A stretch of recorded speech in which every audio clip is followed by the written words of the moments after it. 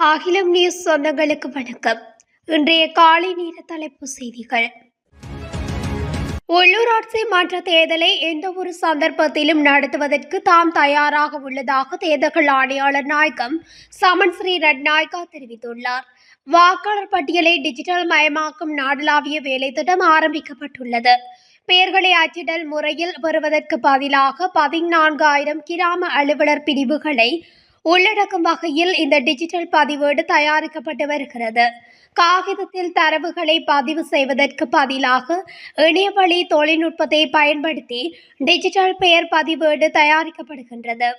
உலக சந்தையில் எரிவாயு விலையில் ஏற்ற இறக்கம் காணப்பட்ட போதிலும் பிப்ரவரி மாதத்தில் மக்களுக்கு குறைந்த விலையில் எரிவாயுவை வழங்குவதற்கு தாங்கள் செயற்பட்டு வருவதாக லோப்ஸ் எரிவாயு நிறுவனத்தின் குழும பிரதம நிறைவேற்று அதிகாரி கலாநிதி நிரோஷன் ஜே பீரிஸ் கூறுகிறார். டியோமோ அகாடமிக்கும் லாப்ஸ் கேஸ் நிறுவனத்துக்கும் இடையே நடைபெற்ற புரிந்துணர்வு ஒப்பந்தம் கைச்சாத்திடும் நிகழ்வில் அவர் இந்த கருத்துக்களை வெளியிட்டுள்ளார். மேலும் கருத்து தெரிவித்த அவர் லோப்ஸ் எரிவாயு தட்டுப்பாடு இல்லை என்றும் தற்போது ஹம்மாந்தோட்டை முனையத்தில் 20,000 மெட்ரிக் டன் லாப்ஸ் எரிவாயு உள்ளது எனவும் தெரிவித்துள்ளார். மின்கட்டண திருத்தம் தொடர்பில் எதிர்வரும் 31ஆம் தேதி கலந்துரையாடல் ஒன்று நடத்தப்பட உள்ளதாக பொது பயன்பாடுகள் ஆணைக்குழு தெரிவித்துள்ளது.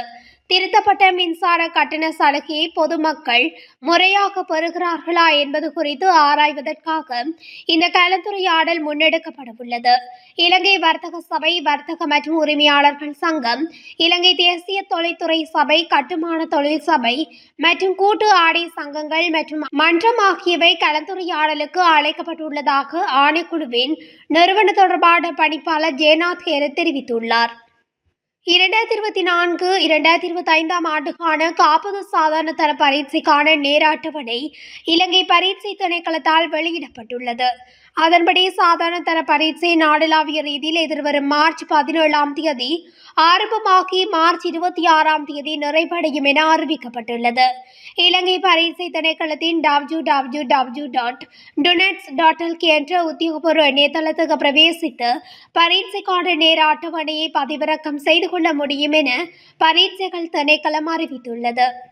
யாழ்ப்பாணம் மாவட்டத்தில் 40,000 போதை மாத்திரைகளுடன் 5 சந்தேக நபர்கள் கைது செய்யப்பட்டுள்ளதாக போலீஸ் போதைப்பொருள் தடுப்பு பிரிவினர் தெரிவித்துள்ளனர். போலீஸ் போதைப்பொருள் தடுப்பு பிரிவினருக்கு கிடைத்த தகவலின் பேரில் மேற்கொள்ளப்பட்ட சுற்றிவளைப்பில் சந்தேக நபர்கள் கைது செய்யப்பட்டுள்ளனர்.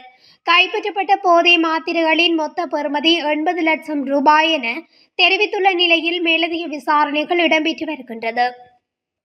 ரத்தினபுரியில் தனது வீட்டில் சமைத்துக் கொண்டிருந்த பல்கலைக்கழக மாணவியொருவரை பின்னால் இருந்து வந்த நபர் கழுத்தறுத்து கொலை செய்துள்ளதாக போலீசார் தெரிவித்துள்ளனர்.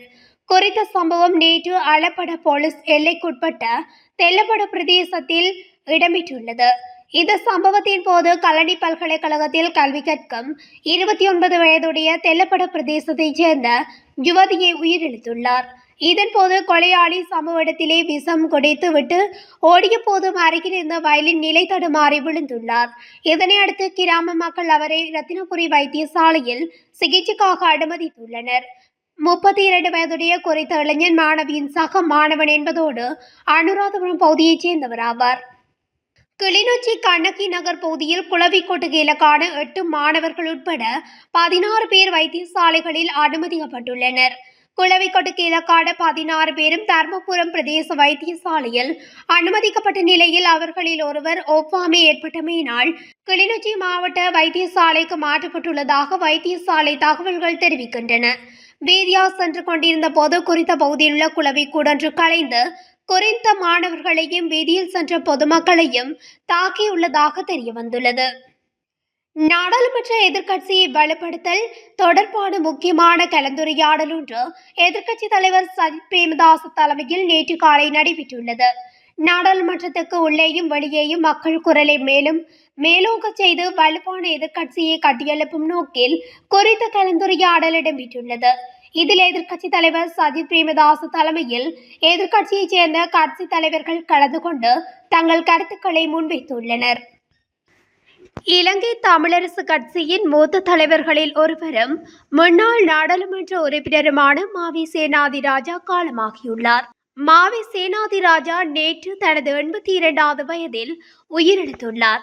உடல் நலக்குறைவால் ஜாழ் போதனா வைத்தியசாலையில் அனுமதிக்கப்பட்டிருந்த நிலையில் அவர் உயிரிழந்துள்ளார். மாவை சேனாதிராஜா வீட்டில் தவறி விழுந்த நிலையில் தலையில் நரம்பு வெடிப்பு ஏற்பட்டதால் ஜாழ் போதனா வைத்தியசாலையில் அவசர சிகிச்சை பிரிவில் சிகிச்சைக்காக கடந்த செவ்வாய்க்கிழமை அனுமதிக்கப்பட்டிருந்தார். அவருக்கு மூளையில் ஏற்பட்ட இரத்த கசிவு காரணமாக ஆபத்தான நிலையில் செயற்கை சுவாச உதவியுடன் சிகிச்சை அளிக்கப்பட்டிருந்தது. இந்நிலையில் மாவை சேனாதிராஜா நேற்று உயிரிழந்துள்ளதாக அவரது குடும்ப உறுப்பினர்கள் உறுதிப்படுத்தியுள்ளனர். தேசிய சுதந்திர தின கொண்டாட்டங்களுக்கான ஒத்திகைகள் காரணமாக சுதந்திர சதுக்கத்தை அண்மித்த பகுதிகளில் நேற்று முதல் விசேட போக்குவரத்து திட்டம் நடைமுறைப்படுத்தப்பட்டுள்ளது. இலங்கையின் 77வது தேசிய சுதந்திர தினம் எதிர்வரும் பிப்ரவரி 4ஆம் தேதி கொண்டாடப்பட உள்ளது. அதனையொட்டி நடைபெறும் ஒத்திகைகள் காரணமாக சுதந்திர சதுக்கத்தை அண்மித்த பகுதிகளில் விசேட போக்குவரத்து திட்டம் ஒன்றை போலீசார் நேற்று முதல் நடைமுறைப்படுத்தியுள்ளனர். அந்த வகையில் சுதந்திர சதுக்கத்தை அண்மித்த பகுதியில் இன்று முதல் பிப்ரவரி 2ஆம் தேதி வரை காலை 8 மணி முதல் நண்பகல் 12 மணி வரை விசேட போக்குவரத்து திட்டம் நடைமுறைப்படுத்தப்பட்டுள்ளதாகவும் போலீஸ் போக்குவரத்து பிரிவு தெரிவித்துள்ளது. கிளிநொச்சி பெரியகுளத்தில் காணாமல் போயிருந்த நபர் சடலமாக மீட்கப்பட்டுள்ளார். குறித்த நபரின் சடலம் நேற்று மீட்கப்பட்டுள்ளது. சடலமாக மீட்கப்பட்ட நபர் பெரியகுளத்தில் இன்றைய தினம் ஆலயத்தின் தீர்த்தோற்சவ நிகழ்வு நடைபெற்றுக் கொண்டிருந்த பொழுது மது போதையில் அந்த பகுதிக்கு வந்தவர் ஒருவர் குளத்தில் பாய்ந்துள்ளார். இதன்போது சிலர் அவரை தூக்கி வெளியில் விட்ட பொழுது மீண்டும் குளத்தில் பாய்ந்து காணாமல் போயிருந்தார். இந்நிலையில் அவர் பல மணி நேரம் வெளியில் வராத காரணத்தினால் அந்த பகுதி இளைஞர்கள் காணாமல் போனவரை தேடும் பணியில் ஈடுபட்டுள்ளனர். இதனைத் தொடர்ந்து குறித்த நபர் சடலமாக மீட்கப்பட்டுள்ளதுடன் இது தொடர்பில் கிளிநொச்சி போலீசார் விசாரணைகளை மேற்கொண்டு வருகின்றனர். மதுபோதையில் வாகனம் செலுத்தி விபத்து ஏற்படுத்தியதற்காக போலீஸ் உத்தியோகத்தர் ஒருவர் கைது செய்யப்பட்டுள்ளார். ரத்மலானி மெலிபன் சந்தியிலிருந்து மொரட்டுவை நோக்கி சென்ற போலீஸ் ஜீப் கல்கிசையில் உள்ள ரத்மலானி பெலக்கட சந்திக்கு அருகில் ரத்மலானி ரயில் நிலைய வீதியிலிருந்து பெலக்கட சந்திக்கு சென்ற முச்சக்கர வண்டியுடன் மோதியதில் நேற்று அதிகாலை இந்த விபத்து நிகழ்ந்தது. அப்போது போலீஸ் ஜீப்பை செலுத்தி வந்த போலீஸ் கான்ஸ்டபிள் மது அருந்தி இருந்தது தெரிய வந்துள்ளது. அதன்படி மது போதையில் வாகனம் செலுத்தி விபத்து ஏற்படுத்தி காயங்களை ஏற்படுத்தியதற்காக அவர் கைது செய்யப்பட்டதாக போலீசார் கூறுகின்றனர். யாழ்ப்பாணம் மாவட்ட சிரேஷ்ட போலீஸ் அத்தியட்சக தலைமையில் இயங்கும் மாவட்ட போலீஸ் புலனாய்வு பிரிவின் தகவலின் அடிப்படையில் யாழ்ப்பாணம் போலீஸ் போதைப்பொருள் தடுப்பு பிரிவினர் இணைந்து நடத்திய சுற்றி வளைப்பில் 40,000 போதை மாத்திரைகளுடன் 5 சந்தேக நபர்கள் கைது செய்யப்பட்டுள்ளனர். குறித்த சம்பவத்தின் போது பரந்தன் பகுதியில் வைத்து ஒருவரும் முழங்காவில் பகுதியில் வைத்து 4வருமாக 5 இளைஞர்கள் போதை மாத்திரைகளுடன் நேற்று காலை கைது செய்யப்பட்டுள்ளதாக தெரிவிக்கப்படுகின்றது. ஹபரணி மின்னேறிய வீதியின் 7ஆம் மைல்கல் பகுதியில் 2 பேருந்துகள் நேருக்கு நேர் மோதியதில் விபத்து ஏற்பட்டுள்ளது. குறித்த விபத்து சம்பவம் நேற்று காலை 11 மணியளவில் இடம்பெற்றுள்ளது. விபத்தில் 16 பேர் காயமடைந்து வைத்தியசாலையில் அனுமதிக்கப்பட்டுள்ளதாக போலீசார் தெரிவித்துள்ளனர். இலங்கை போக்குவரத்து சபைக்கு சொந்தமான பேருந்து ஒன்றும் தனியார் பேருந்து ஒன்றும் இவ்வாறு விபத்துக்குள்ளாகியுள்ளன. இந்த விபத்தில் இலங்கை போக்குவரத்து சபைக்கு சொந்தமான பேருந்தில் பயணித்த 12 பேரும் தனியார் பேருந்தில் பயணித்த 4 பேரும் காயமடைந்து வைத்தியசாலையில் அனுமதிக்கப்பட்டுள்ளனர். கொழும்பில் பிரபல நட்சத்திர ஹோட்டல் ஒன்றில் பணிபுரியும் பெண் ஊழியர் ஒருவரை போலந்தினைச் சேர்ந்த சுற்றுலா பயணிகள் குழு ஒன்று நீச்சல் குளத்திற்குள் தள்ளியதால் அவர் படுகாயமடைந்துள்ளார். குறித்த சுற்றுலா பயணிகள் குழு மதுபோதையில் இதனை செய்ததாக போலீசார் தெரிவித்துள்ளனர். மதுபோதையில் நீச்சல் குளத்தில் இருந்த சுற்றுலா பயணிகளை ஹோட்டலின் நிர்வாக மக்கள் தொடர்பு அலுவலராக பணிபுரியும் குறித்த பெண் அங்கிருந்து வெளியேறுமாறு அறிவுறுத்தியுள்ளார். எனினும் அதனை செவிமடுக்காத குழுவினர் அவரை நீச்சல் குளத்திற்குள் தள்ளியுள்ளனர். இவ்வாறு நீச்சல் குளத்துக்குள் தள்ளப்பட்டதால் குறித்த பெண் ஊழியருக்கு எலும்பு முறிவு ஏற்பட்டதோடு மூச்சு திணறலும் ஏற்பட்டுள்ளது. அதனையடுத்து அவர் சிகிச்சைக்காக பாணதுரை ஆதார வைத்தியசாலையில் சிகிச்சை பெற்று வருகின்றார். இந்நிலையில் பெண்ணை காயப்படுத்திய போலந்து நாட்டவர்கள் நாட்டை விட்டு வெளியேறியதாக தெரியவந்துள்ளது.